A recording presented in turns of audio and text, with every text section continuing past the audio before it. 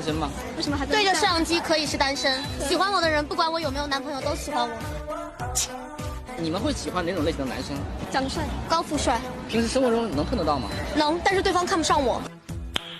Nice。身高有要求吗？我觉得至少1.8米以上。虽然我不行，但我要求对方行。本来说好的10。We had originally agreed on a bride price of 100,000 yuan. But yesterday my best friend told me to ask for another 100,000 to test whether my fiancé truly loves me. I didn't expect this, but as soon as I brought it up to him, he said he wanted to break up, that he didn't want to marry me anymore. I was completely speechless. I told him I was just trying to test him, but he took it seriously. He said he doesn't want to marry me now, that true love shouldn't be tested like that. That some things, once you test them, there's no way to undo the damage. So now what am I supposed to do? He's always saying that women nowadays are too materialistic. That they don't want to struggle with a man anymore. That they're all gold diggers. But let me ask you something. Those women out there selling barbecue on the street, breakfast stands, spicy noodles, skewers, flatbreads, are they all single and unwanted? Of course not. He shows you his family registry like it's proof of something, and the woman running around doing everything, what is she, a volunteer?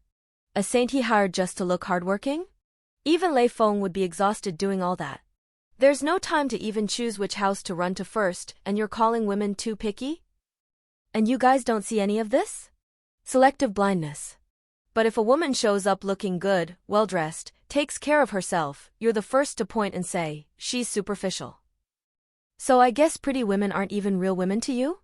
Or maybe the real issue is you want a pretty, stylish, put-together woman, who's also willing to suffer by your side. Give me a break. If she doesn't dress up, you ignore her. If she does, she's a gold digger. Where's makeup? She's full of herself. Carries a luxury bag? Must be after your money. What you don't realize is, no beautiful, high-value woman owes it to you to put up with your insecurity. I'm speaking for myself here. I take care of myself. I look good. I come from a good family. So why exactly would I want to struggle next to a man who can't even support himself? If you don't have the capacity to stand beside a confident, beautiful woman, then don't even try. Stay single. Nobody wants to struggle anymore. And don't come at me with your fake moral arguments about interest. Because if you had money, you'd be the first one chasing after a young, hot girl to satisfy your lust. Men only complain because the situation doesn't benefit them. If it were the other way around, and it often is, you wouldn't say a thing. Who's out here picking a partner because they're ugly, broke, and emotionally unstable? No one. If you're unattractive, you don't attract. If you're broke, you can't maintain. And you still want a woman to be grateful and stay by your side through thick and thin? Please. You want to save money but still expect a woman who's beautiful, educated, kind, has a good job, and helps you pay the bills. You want a wife, a therapist, a maid, and an Instagram model all rolled into one. But what are you offering in return? Sure, being a man and supporting a household is hard. Making money is tough. We get it. But I've rarely seen a married woman who sits at home doing nothing. Even pregnant, with a giant belly, she keeps working. After giving birth, she's still managing the house and raising the child. As soon as she can, she's back out there looking for a job. And you still want to complain that women today don't want to go through hardship? Who does? Women have already gone through it. They swallowed so much pain they couldn't even spit it out without choking. Chewed it, swallowed it, lived it. And still, some of them go to work, save every penny, budget every expense, raise kids, clean the house, and hold everything together. You think these women don't exist? There are plenty of them. So stop watching 1 or 2 viral videos online and pretending that defines all women. Women today are all materialistic. No, man. Women today are just done wasting their lives supporting emotionally immature men who bring nothing to the table but expectations. Life is hard for everyone. You know your struggles. I know mine. That's it. Try having a little empathy. Stop playing the victim every day. The truth is, if you can't keep up, sit this one out. But don't blame women for it. When a woman asks a man for a bride price, she's not objectifying herself. She's fighting for a legitimate social right. Why do I say this? First of all, we can't ignore a simple fact. When a woman gets married, she usually marries into the man's family, gives birth, raises the children. That alone already means she's sacrificing part of her social value. Meanwhile, the man entering the marriage is receiving care, attention, and someone to share household responsibilities with. In other words, he becomes the direct beneficiary of her loss in social value. So the bride price is like a guarantee, compensation for what she might lose in the future. It's a form of insurance. Some men will say, but I love my partner, I make good money, we'll never separate, so she doesn't need a bride price. These men are speaking from a place of privilege. It's easy to say that when you're not the one affected. A woman's social value isn't something she or her partner can define. It's defined by society as a whole. Maybe she earns her own money now. Maybe you love her deeply. But once she gets married and has kids, her treatment at work and promotion opportunities suddenly become uncertain. So who's going to take responsibility for that risk? Her body will change. Her emotional state will change. While taking care of the home and the children, a lot of emotional stress can come up. Are you sure you'll keep loving her just the same? The bride price is a social standard. It's one of the most legitimate tools Chinese society has created to protect women. No one can deny its value. Even if your girlfriend doesn't want it, that doesn't mean women with higher economic status don't need it. China has over 1 billion people. Who are you to try to invalidate something that protects so many? And finally, I want to share something I read recently about feminism that really made sense to me. A lot of men say, don't talk to me about feminism, don't tell me men are bad, don't say you're victims, I've never oppressed women, I've never used any privilege. But the truth is, these men don't even realize they have privilege. Let me give you an example. A man walks alone down the street at night. A group of drunk guys approaches him. He probably won't feel scared. But for a woman, just the act of walking alone at night is already terrifying. That's privilege. Having something you don't even notice, because you've never had to live without it.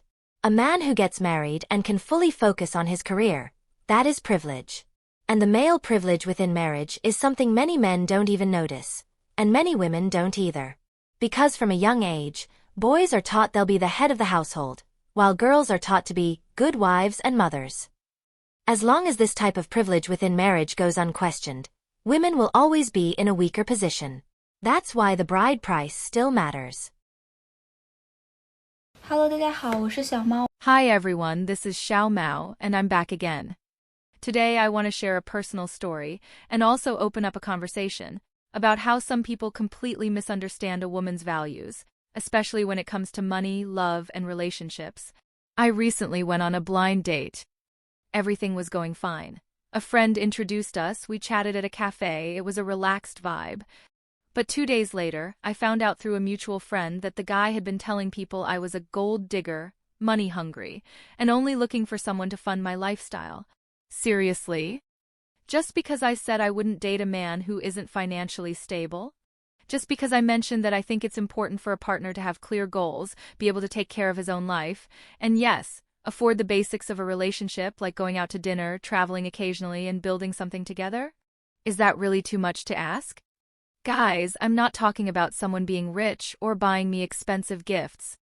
I'm talking about a grown man who understands that building a family, something I want in the future, requires structure. Love alone doesn't pay for school, rent, or life's everyday problems. I grew up hearing that women should be understanding, supportive, and that money comes with time. But when a woman ends up carrying the entire burden herself, suddenly the narrative changes. She's too tough, too demanding, or in my case, a gold digger. And this whole experience got me thinking about how consumerism is warping our relationships.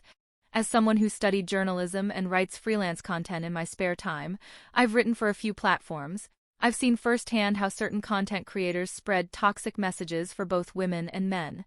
There are 2 types of posts that really bother me. The first one turns material things into a test of love. Things like, if he doesn't get you a gift on Valentine's Day, he doesn't love you. Or, if he doesn't buy you a designer bag, you're not a priority. Sure, gifts can be meaningful. It feels good to be treated. But real love doesn't need to be constantly reminded to show up. It shows in the daily effort, in long-term plans, and in real commitment. The second kind of message is even worse, the one that encourages women to buy things way beyond their financial reality. You make $2,000 a month? Then go buy that $5,000 handbag. You deserve it. You're only beautiful if you wear this. With this look, you'll feel like a goddess. But do you really need it? Will owning that thing truly change your life?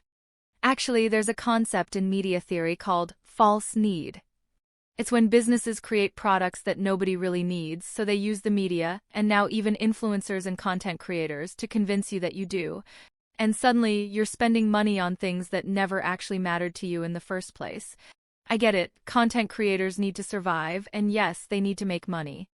But when their content aggressively promotes this extreme consumerist mindset, it ends up poisoning an entire generation of young people. In the end, whether you're a man or a woman, you shouldn't let consumerism cloud your judgment. Especially when you're young, you should be saving, even just a little, because your life isn't only about the next few years. Life goes on for decades. You need to be planning ahead. And when it comes to love, let's be honest. I'm not willing to waste time in relationships that have no future. I want to love and be loved, of course. But I also want peace, partnership, someone who's ready to build. That includes emotional and financial responsibility. Because I'm not going to carry the weight of love all on my own. That's it for today. Thanks for listening, and I'll see you in the next video. Bye for now. Oh wow, this lady's view on relationships really blew my mind. Things are changing so fast nowadays, and people's ideas are getting more and more out there. Take Lu Jia, for example. Her criteria for choosing a partner? I guarantee you've never heard anything like it. Lu Jia is 48, divorced for years, works in the public sector, makes over 10,000 yuan a month, and her son is already grown up. Oh, and by the way, she's a big fan of mine, watches my videos all the time. So today, she called me asking for help finding a partner. And guess what her requirements were? First off, the guy has to be around her age.